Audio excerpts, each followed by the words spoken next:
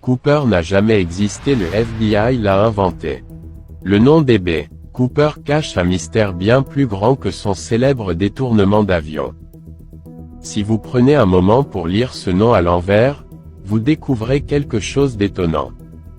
DB inversé devient BD, l'abréviation familière de bande dessinée American Comic Book. Ce simple jeu de lettres nous donne un indice crucial. DB. Cooper n'a jamais existé. C'est un personnage fabriqué, une histoire créée de toutes pièces, par le FBI comme un héros de bande dessinée, une légende urbaine conçue pour dissimuler une vérité bien plus sombre.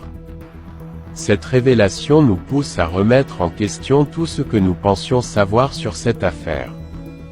Elle nous invite à regarder au-delà des apparences trompeuses, des versions officielles, et des mensonges des agences puissantes qui ont tout intérêt à maintenir ce mythe en vie. Le nom lui-même est un indice, un avertissement silencieux. Cette histoire n'est qu'une fiction, un récit monté de toutes pièces pour tromper et distraire. Maintenant que vous connaissez la vérité, serez-vous assez courageux pour la partager? L'histoire réelle, l'homme qui n'a jamais existé. La version que personne n'a osé écrire. Une histoire interdite, effacée des archives officielles. L'histoire de l'homme qui n'a jamais été. Le mensonge de Tenabar, la véritable histoire de DB. Cooper. Il n'a jamais sauté. Il n'a jamais fui. Il n'a jamais existé. L'histoire qu'on vous a racontée est fausse. Le 24 novembre 1971, un homme en costume noir, soi-disant nommé Dan Cooper, aurait détourné un avion reliant Portland à Seattle. Il aurait exigé $200 000 en liquide et se serait parachuté, disparaissant à jamais dans les forêts du nord-ouest américain. Mais cette histoire n'était qu'un spectacle. Chapitre: une opération silence. Ce jour-là, aucun Dan Cooper n'est monté à bord de l'avion.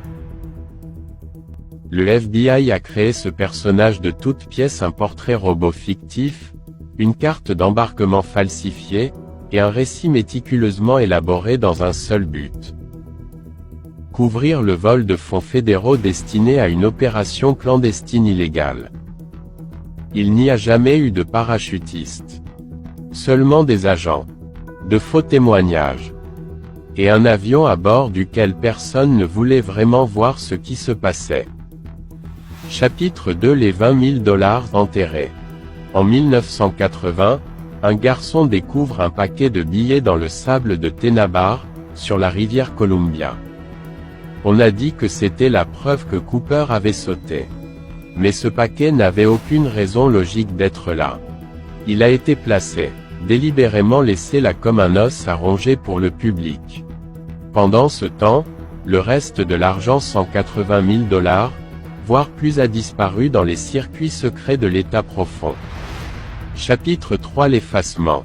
Pourquoi son corps n'a-t-il jamais été retrouvé? Pourquoi le FBI a-t-il fermé l'enquête en 2016, sans résolution?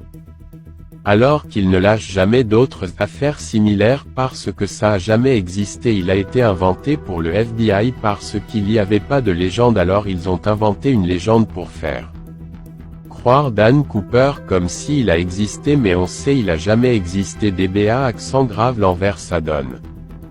BD ils ont fait une faute, le FBI fallait pas qu'ils mettaient en ses initiales dedans, c'était trop facile pour trouver et voilà ils ont inventé une BD, une bande dessinée fictive qui a jamais existé.